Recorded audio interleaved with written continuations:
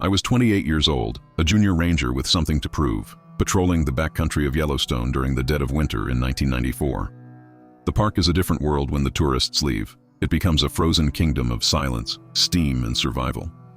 I was on snowshoes near the Old Faithful Basin, checking for poachers who sometimes use the cover of heavy snowfall to set illegal lines.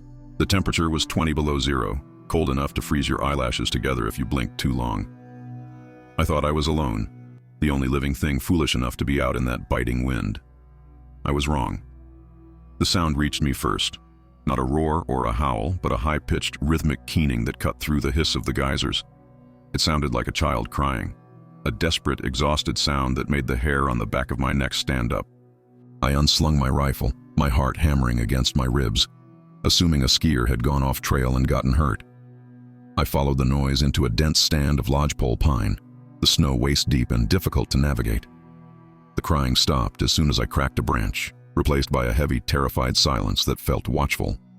I found the blood trail before I saw the source. Bright arterial red sprayed across the pristine white snow, steaming in the cold air. It led to a small clearing where the snow had been thrashed into a muddy slush by a violent struggle, and there, chained to the base of a massive fir tree, was the nightmare of every park ranger, a jagged, rusted bear trap. But it wasn't a bear caught in the iron jaws. It was a juvenile, maybe 5 feet tall, covered in thick dark fur that was matted with ice and blood. I stopped dead in my tracks, my brain refusing to process the visual data, trying to force the shape into the category of bear or elk. But the anatomy was impossible to mistake. It had broad shoulders, long arms, and a face that was terrifyingly human. It was a Sasquatch, a creature I had laughed about in the break room, now bleeding out 10 feet in front of me.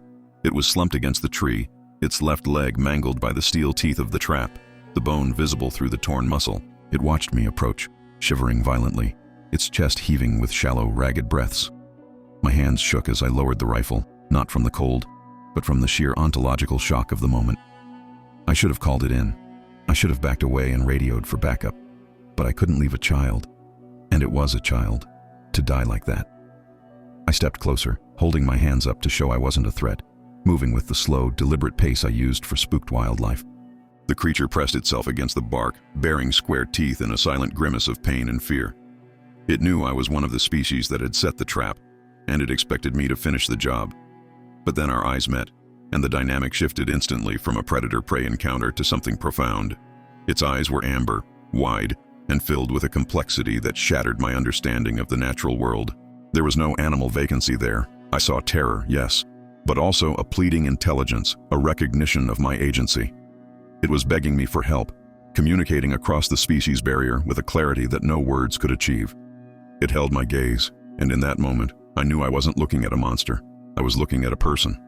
I knelt beside the trap, ignoring the voice in my head that screamed about the danger of being this close to a wild animal. The smell of musk and copper filled my nose as I examined the mechanism, realizing it was an old double-spring model. The juvenile watched my hands, flinching when I touched the cold metal, but it didn't strike out. It seemed to understand that I was trying to solve the puzzle of its pain. I had to use a pry bar from my pack to get leverage on the rusted springs, groaning with the effort. It took me 10 agonizing minutes to compress the jaws enough to release the catch, sweat freezing on my forehead despite the temperature. When the trap finally sprang open with a metallic snap, the creature let out a sharp gasp and yanked its leg free. The damage was severe, deep lacerations and a likely fracture, but the bleeding slowed once the pressure was released. I expected it to run, to scramble away on 3 legs and vanish into the timber, but it didn't move immediately. It stayed there, clutching its injured limb, looking at me with a confused, wary gratitude. I reached into my medical kit, pulling out a pressure bandage, and gestured slowly toward the leg. To my astonishment, it allowed me to wrap the wound, its muscles tense but unmoving under my touch. Its skin was leathery and warm, radiating a heat that felt impossibly alive against the frozen air. When I finished, I backed away slowly, giving it the space it needed to retreat. It stood up shakily, favoring the bad leg, and looked at me one last time, a long, searching stare that felt like it was memorizing my face. Then, with a silent, limping grace, it turned and melted into the dense forest, vanishing as if it had never been there. I stood alone in the clearing, surrounded by bloody snow and the empty trap, my world forever altered. I realized then that I couldn't report this. If I did, men with guns and cages would come, and the creature I just saved would be a specimen. I buried the trap deep in a drift and walked back to my snowmobile, carrying a secret that would define the next 30 years of my life. I thought that was the end of it, but the patriarch of the clan had been watching from the ridge, and he wasn't done with me yet. I returned to that clearing every week for the rest of the winter, telling myself I was just checking for more poachers, but knowing deep down I was waiting for them. For months there was nothing but the wind and the snow, yet the feeling of being observed never left me. It wasn't the predatory sensation I'd felt with mountain lions. It was a heavy, calculated scrutiny, like a scientist observing a lab rat. I would sit on a fallen log, eating my lunch in silence, deliberately leaving half a sandwich or an apple on a stump before I hiked out. I never saw them take it, but the food was always gone when I returned, the snow around the stump undisturbed by tracks, as if the wind itself had eaten it. It took a full year before the patriarch finally revealed himself, choosing a moment when I was vulnerable to test my reaction. I was fixing a trail marker miles from the nearest road, my back turned to the tree line, when the bird suddenly went silent. I turned slowly to see him standing less than 30 feet away, a massive, towering figure of dark muscle and silver-tipped fur. He wasn't hiding. He was standing openly in the dappled sunlight, his arms crossed over his chest in a posture of judgment. He was easily 8 feet tall, scarred and ancient, radiating an authority that made me drop my hammer in the dirt. He didn't approach, and he didn't make a sound. He simply held my gaze with those deep, amber eyes that I had seen in the juvenile. It was a standoff of species, a silent negotiation of boundaries that lasted for 10 agonizing minutes. I didn't reach for my radio or my bear spray. I simply stood my ground, keeping my hands visible and open. Finally, he nodded, a slow, distinct dip of his chin, and stepped back into the shadows. It was the first breakthrough, a non-verbal agreement that I was permitted to be there, a probationary acceptance into his territory. Over the next 4 years, these encounters became more frequent, evolving from distant sightings to close-range interactions that shattered my reality. I began to realize that I wasn't dealing with a solitary animal, but a complex social group with a hierarchy and a language. They didn't speak in words I could pronounce, but they communicated constantly through a sophisticated system of mimicry and sound. The patriarch, whom I privately named Titan, taught me that a sharp tongue click meant stop or danger, usually signaling a bear or a tourist approaching. A low, vibrating hum from the chest meant safe or family. But the most profound element of their language was what I came to call intentional silence. They used the absence of sound as deliberately as we use nouns and verbs. In a forest that is constantly noisy with wind, water, and wildlife, they could create a vacuum of silence around them that signaled intent. If the woods went dead quiet, it was a command to pay attention. If they moved without a sound, it was a sign of respect or stealth. I learned to listen to the gaps between the noises, understanding that the empty spaces held the most important information. Their vocalizations were equally complex, ranging from the wood knocks that echoed for miles to intimate, soft murmurs used within the family group. I once hid in a blind and listened to Titan interacting with the juvenile I had saved, now a growing adolescent. They spoke in a rapid guttural patter that sounded like samurai chatter, a mix of low growls, whistles, and syllable-like sounds. It wasn't random noise, it had syntax and rhythm. Titan would speak, and the juvenile would answer, a conversation about the terrain, the weather, or perhaps the strange human watching them from the ridge. Gestures were the bridge that finally allowed us to communicate directly. Titan taught me hand signals that were eerily similar to tactical sign language. A flat hand palm down meant stay low. A fist tapped against the chest meant me or us. I started using them back. Clumsy at first, like a toddler trying to learn sign language, but he was patient. He would correct me by repeating the motion slowly, watching me with a critical eye until I got it right. It was a surreal education, a park ranger being tutored in the oldest language in North America by a giant who could snap my neck. As I learned their language, I began to see the depth of their culture, realizing they were far more than just intelligent apes. They had rituals for the seasons, burying certain stones or twisting saplings into markers to denote the passage of time. They showed respect for the dead, avoiding areas where animals had died violently, and they treated the thermal features of the park with a sacred reverence. I watched them sit for hours in the steam of the hot springs, not just for warmth, but in a meditative state, washing the grime of survival from their fur. By the 5th year, the probation was over. I was no longer an observer, but a participant in the periphery of their lives. Titan allowed me to walk with them for short distances, trailing the group as they moved through the deep timber. I saw how they moved in a flank formation to protect the young and the elderly, a military-grade tactic executed with effortless instinct. They stopped hiding their trails from me, leaving footprints and broken branches that acted as a breadcrumb trail, inviting me to follow. I was being led in, peeling back the curtain on a hidden civilization. The true test of this alliance came during the harsh winter of 1999. a season that strained their survival and my ability to keep their secret. I found them huddled in a thermal cave near the Firehole River, the group distressed and static. The juvenile I had saved years ago was pacing nervously, and Titan looked at me with a gravity I hadn't seen since that first day. He gestured to the back of the cave, where a female was rocking a small, limp bundle in her arms. It wasn't a test of trust anymore. It was a plea for help. They needed something their ancient knowledge couldn't provide, and they were betting their existence that I would answer the call. The true nature of our relationship shifted during the brutal winter of 1999, a season that buried the park under record snowfall and pushed every living thing to the brink. I tracked Titan's group to a remote thermal cave near the Firehole River, guided by a series of frantic, uneven wood knocks that sounded like a distress signal. When I entered the cavern, the air was thick with steam and the heavy, copper scent of sickness. The clan was gathered in a tight circle near the geothermal pool, their usual stoic silence replaced by a restless, anxious energy. Titan met me at the entrance, his face drawn and weary, and for the first time he grabbed my arm, pulling me deeper into the shadows. In the back of the cave, illuminated by the faint gray light of the entrance, was the female I'd seen only from a distance, the matriarch's daughter. She was submerged waist-deep in the warm mineral water, rocking back and forth with a rhythm born of desperation. Clutched against her chest was a tiny, furred bundle, an infant no bigger than a human toddler. The silence of the cave was broken only by the child's breathing, a wet, rattling wheeze that sounded like crushing dry leaves. It was pneumonia, the silent killer of the high country, drowning the child in its own fluids while the family watched, powerless. Titan looked at me, his massive frame shrinking with helplessness, and pointed a trembling finger at the infant, then to his own chest, making a crushing motion. He knew the child was dying, knew that their ancient remedies of roots and steam weren't enough to stop the infection taking hold in those small lungs. He was asking me to intervene, to use the human magic he had likely seen me use on myself or tourists over the years. It was a terrifying gamble. If I tried and failed, if the child died in my care, the fragile trust we had built for 5 years would turn into a blood feud. I didn't hesitate, realizing that the decision had already been made by my presence there. I turned and ran back to my snowmobile, racing through the blinding drift to the ranger station, risking my life on the icy trails. I raided the emergency medical supply locker, bypassing the standard first aid kits and breaking the seal on the trauma box.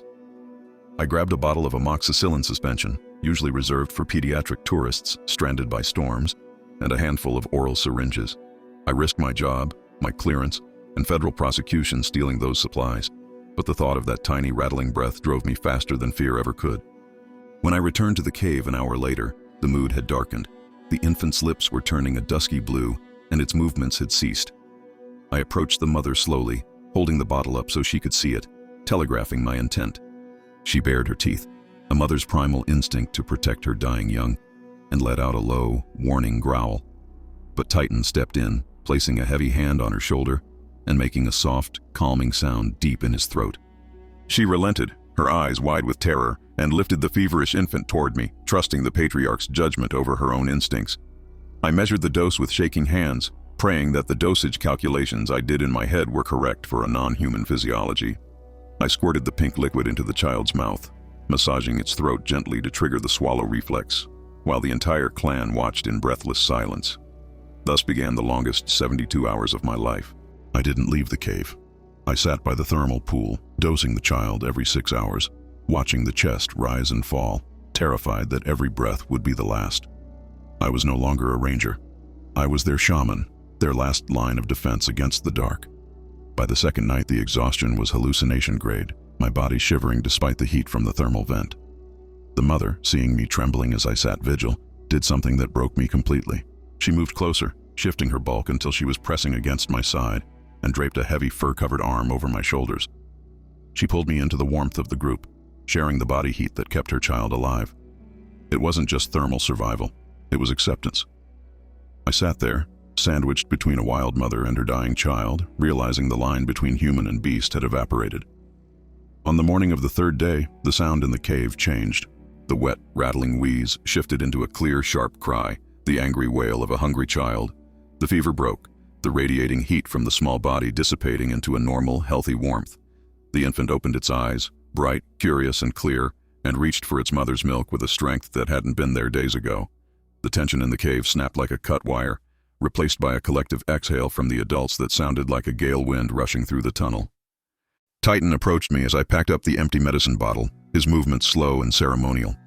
He didn't bow, and he didn't offer a gift of food or stone. He placed his massive hand on the top of my head, holding it there for a long moment, a gesture of benediction and ownership. He was claiming me. I wasn't just a friendly observer or a useful neighbor anymore. I was a member of the clan, under his personal protection. I had saved the future of his bloodline, and in their culture, that debt bound us together tighter than blood. I walked out of that cave a different man than the one who had entered 3 days prior. I went back to my patrol duties, back to writing tickets and checking permits, but my heart remained in the high country. I had crossed a threshold that no human had crossed before, entering the inner circle of a species that the world believed was a myth. I was family now, trusted with their lives in a way that terrified and honored me in equal measure. The alliance was sealed not with words or treaties, but with the life of a child and a bottle of stolen medicine. After the cave incident, the invisible wall between my world and theirs evaporated completely. I wasn't just tolerated as a harmless observer anymore. I was granted access to the backstage of their existence, witnessing the mundane daily life that no scientist had ever documented. The popular image of the Sasquatch as a wandering solitary ape vanished, replaced by the reality of a highly structured, sophisticated culture. They weren't just surviving in the wilderness, they were managing it, manipulating the landscape with a subtlety that human eyes usually mistook for natural growth. I watched them prune berry bushes to increase yield and create deadfall barriers to funnel elk into kill zones, operating like farmers of the forest. The education of the young was the most striking aspect of their society, shattering the idea that they operated on pure instinct. I spent days hiding in a blind, watching Titan instruct his young grandson, a boisterous, curious male I hadn't met before, in the art of ethnobotany. It was a formal schooling session. Titan would stop at a specific plant, grunt a query, and wait for the youth to identify it. If the grandson rushed or grabbed the wrong leaf, Titan would bark a sharp correction, making him start over. They weren't just eating what they found. They were passing down a curriculum of survival that had been refined over thousands of years. I watched in awe as Titan taught the boy to identify over 200 different plant species, differentiating between the edible, the medicinal, and the poisonous, with a glance. He showed him how to strip the bark of the willow to chew for pain relief, a natural aspirin they used for injuries or toothaches. He demonstrated how to mash the roots of the devil's club into a poultice for infections, applying it with a care that mirrored the first aid I had given the infant. This wasn't animal grazing. It was a mobile pharmacy, a deep, scientific understanding of the ecosystem that rivaled any university botanist's knowledge. The sophistication extended to their craftsmanship, a skill set that was practically invisible because it was biodegradable. I watched them weave temporary shelters using a complex interlocking pattern of cedar boughs and ferns that shed water better than my nylon tent. They didn't just pile sticks together, they wove them, creating tight, waterproof mats that could be rolled up and carried or discarded to rot back into the earth. It explained why we never found their homes. Their architecture was designed to vanish, leaving no trace for human hikers to stumble upon. Their tool use was another revelation that debunked the Stone Age myth. They didn't carry permanent tools because they made what they needed on the spot. I watched Titan select a specific river stone, strike it once to create a razor-sharp flake, skin an elk with surgical precision, and then toss the stone back into the river. To a human archaeologist, that stone was just a rock. To them, it was a disposable scalpel. They used leverage bars to move boulders and woven grass ropes to haul heavy timber, employing physics to compensate for even their massive strength. Socially, they were cleaner and more groomed than the dirty monster stereotype suggested, spending hours in social grooming sessions.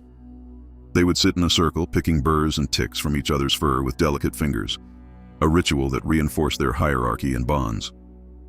It was a time of low, murmuring vocalizations, a family catching up on the news of the day while caring for one another. They bathed regularly in the remote thermal pools, scrubbing their skin with rough pumice stones and sand, maintaining a hygiene standard that was essential for preventing disease in the wild. I also learned how they survived the brutal Yellowstone winters without starving, discovering their secret system of food caching. They didn't just eat what they killed immediately, they processed it for long-term storage. I watched them smoke fish over low, smokeless fires made of dried punk wood, then pack the dried meat into clay-lined hollows high in the trees, capped with heavy stones to keep the pine martens out. They were preppers, storing calories in a scattered network of pantries that allowed them to move light and fast, even in deep snow. Their conflict resolution was perhaps the most civilized thing about them, relying on posturing and reputation rather than violence. In all my years, I rarely saw them fight physically. A dispute over food or territory was settled with a stare. Titan would simply stand to his full height, fix the offender with a hard, unblinking gaze, and the tension would dissolve into submission. It was a society built on immense respect for order and lineage, where the wisdom of the elders was the absolute law that kept the chaos of the wild at bay. The more I saw, the more I realized that we humans were the ones stumbling through the woods blind, unaware of the complex civilization operating in the shadows. They had laws, they had medicine, they had education, and they had art.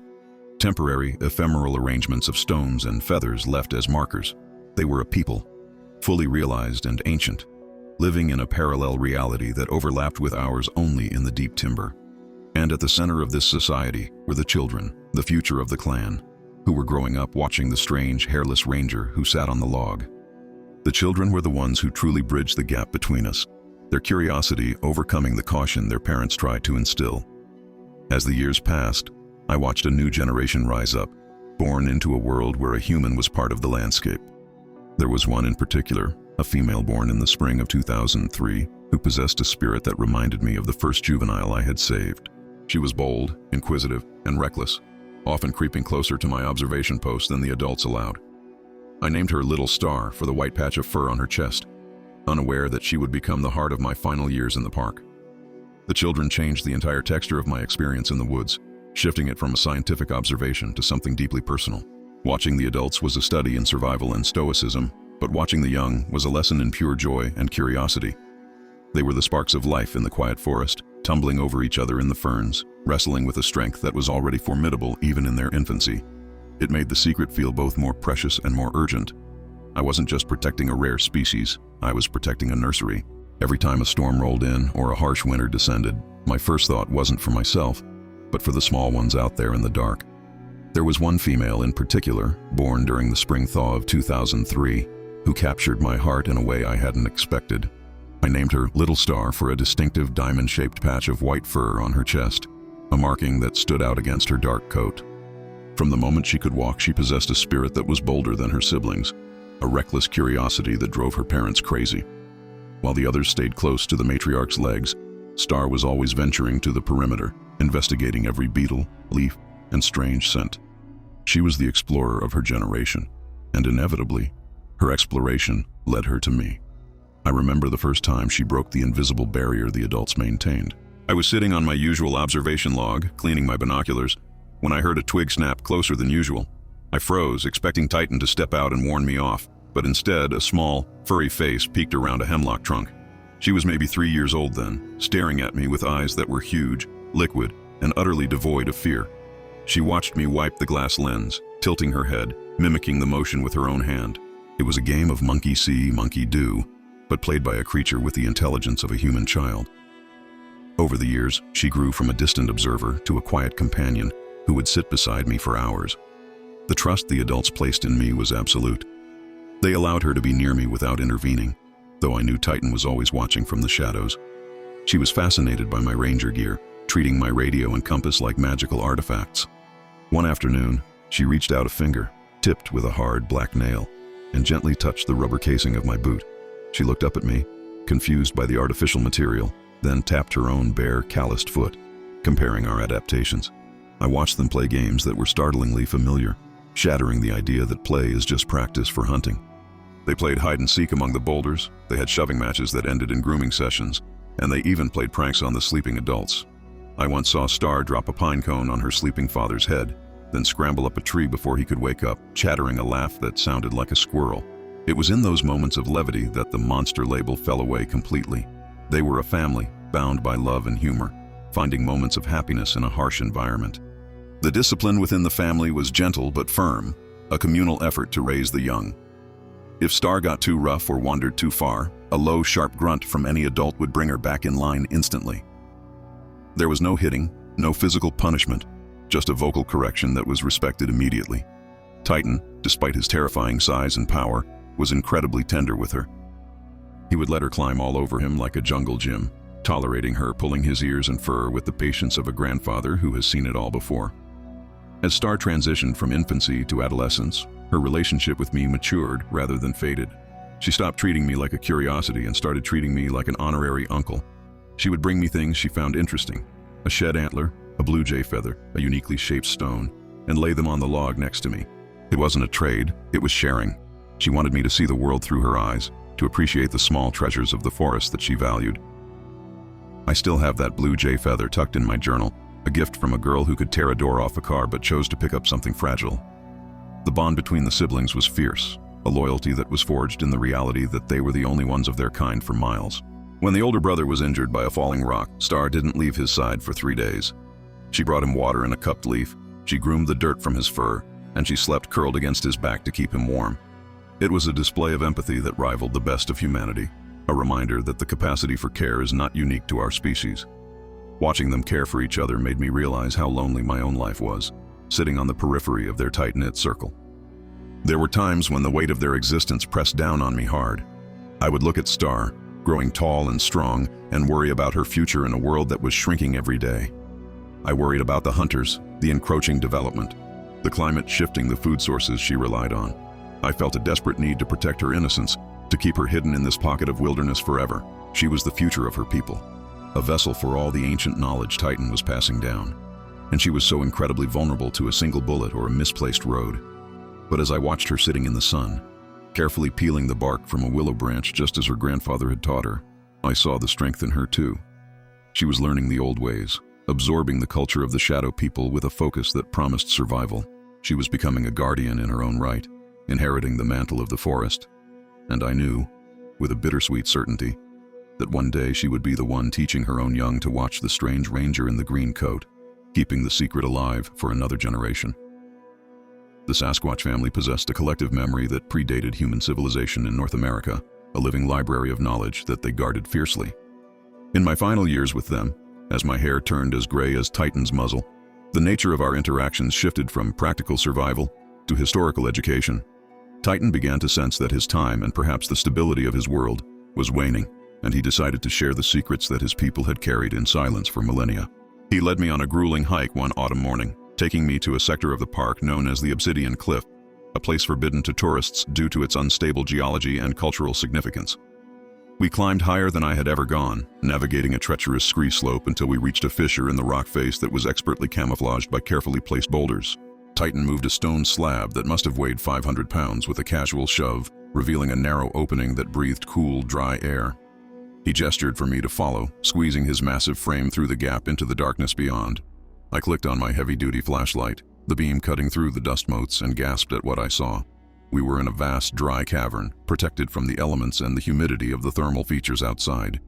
But it was the walls that stole my breath. They were covered from floor to ceiling in pictographs, painted in ochre, charcoal, and white clay. This wasn't just graffiti. It was a chronicle, a visual history of a people who had no written language but never forgot a single detail. I walked along the stone canvas, my light tracing images that rewrote the history books of the continent. There were depictions of animals that hadn't walked the earth in 10,000 years, shaggy, high-shouldered beasts with curved tusks that were unmistakably woolly mammoths.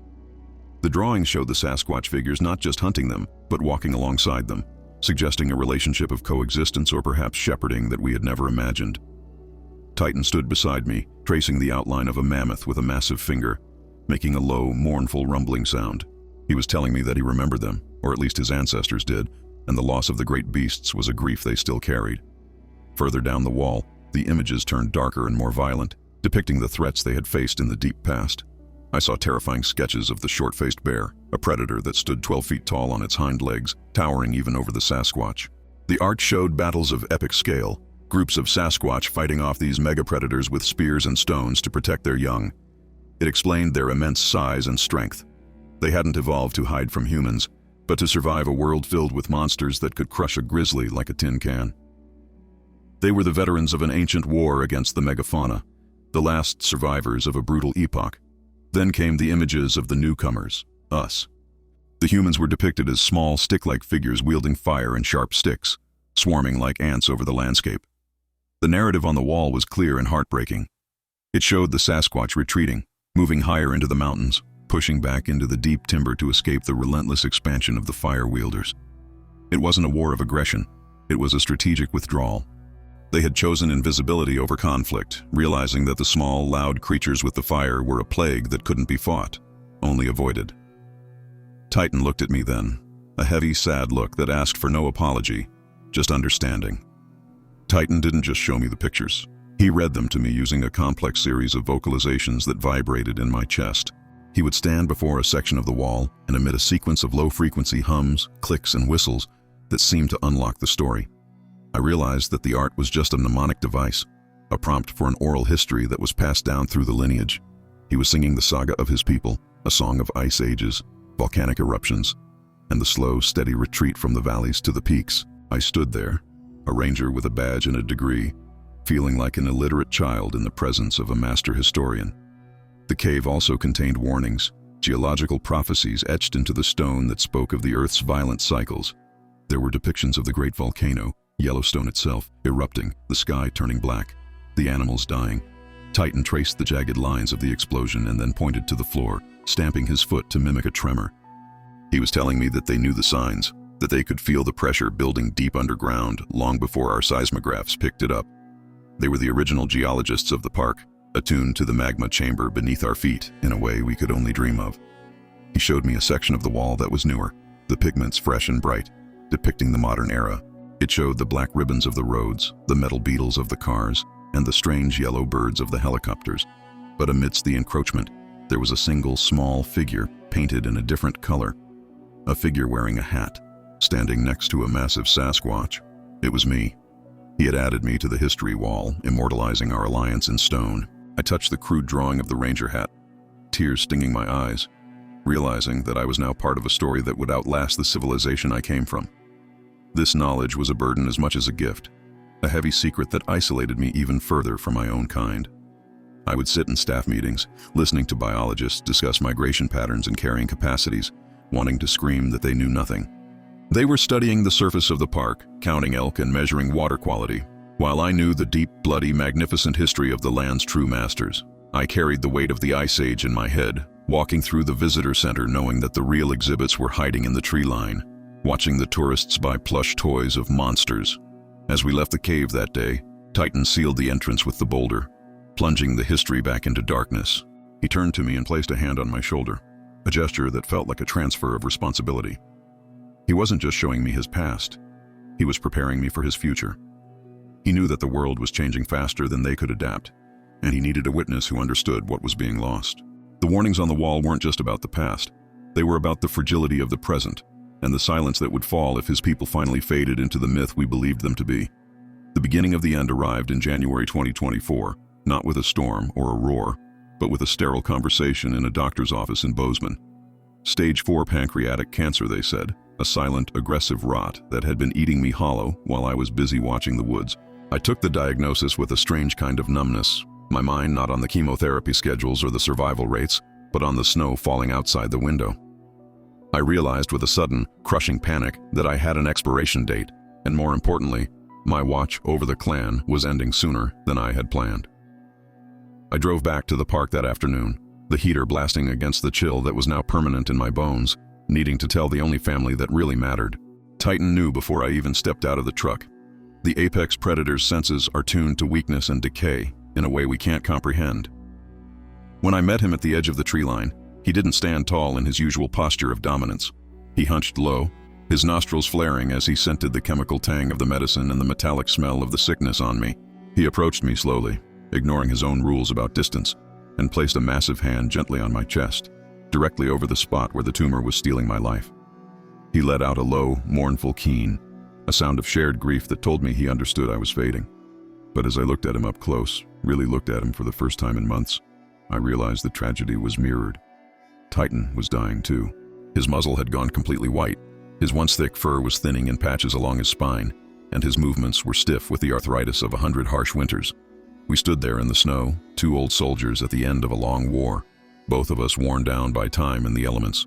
The invincibility of the patriarch was gone, replaced by the frailty of a biological organism reaching its limit. We were both leaving the stage at the same time, and that created a terrifying vacuum. He signaled for a council, a formal interaction he usually reserved for grave threats like wildfires or severe drought. He led me to a sheltered grove of ancient cedars, away from the younger members of the clan, creating a space of absolute privacy. He sat heavily on a boulder, his breath wheezing slightly in the cold air, and fixed me with a stare that burned with urgency. He wasn't interested in comfort or goodbyes. He was interested in logistics. He began to gesture rapidly, a complex sequence of signs that spoke of future, protection, and the terrifying concept of empty space. He pointed to the valley below, where the headlights of tourists cut through the twilight, and then he pointed to the young ones hiding in the brush. He made the sign for Watcher, the sign he used for me, and then swept his hand over the empty air, mimicking my absence. He was terrified. He knew that without a human intermediary, without someone to divert the tourists, hide the trails and steal the medicine, his people were vulnerable. The modern world was encroaching too fast, with its drones and its cameras, and he didn't have the strength left to herd his family into the shadows anymore. Then he did something unprecedented, a request that broke every rule of secrecy he had enforced for 30 years. He gestured to the ranger station, then to me, then to the empty space beside me. He wanted a successor. He was asking me to find another human, a specific individual with the quiet heart, to take my place as the guardian of the clan. He needed me to vet a replacement, to bring someone into the inner circle before I died, ensuring the chain of protection remained unbroken. The weight of the request staggered me. I had spent a lifetime keeping them a secret, and now he was begging me to share it. But his request went deeper than just physical protection. He wanted their legacy preserved. He made the sign for the cave, for the pictures on the wall, and then tapped his own forehead, and then mine. He understood that when the elders die, the library burns down. He wanted me to document their existence, not for the public, but for the successor, to create a record of their history, their medicines, and their territories. He didn't want his people to fade into myth. He wanted their truth to survive in the mind of a human who could carry it forward when the Sasquatch memory failed. I sat there in the snow, tears freezing on my cheeks, overwhelmed by the magnitude of my failure. I had hoarded this experience for myself, treating it as a private treasure, never thinking about the continuity of the mission. I had no apprentice, no son, no trusted colleague who wouldn't call the tabloids the moment I spoke the truth. I looked at Titan, seeing the desperation in his old eyes, and realized I had one final job to do. I had to find a way to secure their future in the few months I had left, or my entire life's work would die with me. I stood up, my legs shaking from the effort, and made the sign for a promise. A fist over the heart, pushed forward. I told him I would do it. I would write it all down, I would find the person, or I would leave a breadcrumb trail that only the right kind of soul could follow. Titan watched me, his body relaxing slightly, the tension of the request leaving his frame. He reached out and gripped my shoulder one last time, a squeeze that carried 30 years of gratitude and respect, acknowledging that we were partners to the bitter end. Then he signaled for the final phase of the plan, the handover. He pointed to the sky, tracing the path of the moon, indicating the next full moon of spring. He wanted a gathering. He was going to call in the scattered members of the clan, the solitary males and the distant cousins, for one last assembly. He wanted me to see them all, to count them, to know exactly who I was trying to save. It was to be a final review of the troops before the general departed, a sacred trust passing from his dying hands to my dying hands. The gathering happened in late May, when the wildflowers were just beginning to break through the melting snow in the hidden valley we called the sanctuary. Titan had sent the call out weeks prior, a series of complex wood knocks and infrasound pulses that traveled through the bedrock for miles. I hiked in with lungs that felt like they were filled with broken glass, stopping every 100 yards to cough and rest, fueled only by the adrenaline of the summons. When I crested the ridge, I saw them, shadows moving against the green of the new grass, silent and solemn as monks. It wasn't a celebration. It was a wake for the living, a final roll call before the long darkness set in for the elders. Titan stood in the center of the clearing, leaning heavily on a deadfall branch he was using as a cane, looking more frail than I had ever seen him. But his presence was still magnetic, the gravitational center around which the others orbited. There were 11 of them in total, every surviving member of the clan within 100 miles, gathered in one place for the first time in my history. Seeing them all together was breathtaking, a visual confirmation of the legend, but it was also heartbreakingly small. 11 individuals. That was it. That was the entire genetic future of the Yellowstone clan standing in a meadow the size of a football field. I recognized the core family immediately, the matriarch, looking gray and tired, the son and his mate, who were constantly scanning the tree line for threats, and their 2 adolescents. But there were others I had only glimpsed as phantoms, 2 solitary males, scarred and rugged, who lived on the savage edges of the territory. They looked wilder, unkempt and fierce, keeping a respectful distance from the main group, but bowing their heads to Titan. They were the scouts, the outcasts who patrolled the boundaries, brought in from the cold to witness the changing of the guard. Then there was Little Star, no longer a child, but a lithe, powerful young female, standing beside her aging father. She saw me emerge from the trees and broke protocol, taking a few steps toward me before stopping. Her eyes were filled with a profound, intelligent sadness. She knew. She could smell the sickness on me, just as she could smell the decay on Titan. She looked from me to her grandfather and back, connecting the dots of our mortality. She was the one who would have to carry the burden of survival when we were both gone, a queen in waiting inheriting a kingdom under siege. The ceremony, if you could call it that, was devoid of pomp or noise. It was a ritual of presence and acknowledgement. They formed a loose circle facing inward and simply stood together in the silence of the high country. It was a communion of minds, a shared consciousness that didn't require vocalization to affirm their bond. I stood just outside the ring, the human satellite, feeling the waves of emotion radiating from them. Grief, fear, solidarity, and a fierce, burning love for one another. I was the witness, the scribe recording the moment so that it wouldn't vanish into the ether when the last heart stopped beating. Titan moved slowly around the circle, pausing before each member to touch their forehead with his, a gesture of intimacy and farewell. When he reached me, the circle opened to let me in, a final act of inclusion that brought me to my knees. He didn't touch my forehead. He placed his massive hand over my heart, then pointed to the journals I had waiting in my pack. He was binding me to the promise one last time. "Remember us," his eyes said. "Do not let the world forget that we were here, that we were a people, and that we tried to survive." He then gestured to the group, sweeping his arm across the 11 survivors, and turned his gaze to the empty space where a successor should be standing. It was the final instruction. Find the one who comes next. He was entrusting me with the vetting process, counting on my judgment to find a human with a quiet heart to take up the watch. I nodded, tears streaming down my face, accepting the terrifying weight of the legacy.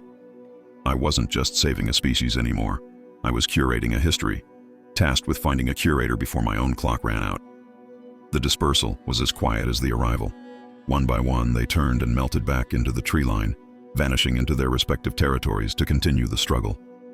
The solitary males left first, then the families, until only Titan and little Star remained. Star looked at me one last time, raising a hand in a clumsy, human-like wave, a gesture she had learned from me years ago. Then she turned and helped her grandfather navigate the uneven ground, the future supporting the past as they walked into the shadows. I sat in that empty meadow until the sun went down, listening to the wind and feeling the profound emptiness they left behind. I realized then that my life's work wasn't the patrolling or the tickets or the rescues. It was this. It was being the bridge between two worlds that were never meant to touch. I hiked out under the stars, my pack heavy with the journals that contained the location of the caves, the language of the Nox, and the truth about the 11 souls in the valley. The story was written. Now I just needed someone to read it. I'm sitting in my cabin now, the fire dying down, looking at the stack of notebooks on my desk. The pain is bad tonight, and I know I won't see another spring in the park, but the promise still holds. I am leaving this story, these coordinates, and this truth for the one who finds it. If you are listening to this, if you feel that pull to the deep woods that you can't explain, then maybe Titan was calling you, not me. The watch is ending for me, but for you, the watch is just beginning.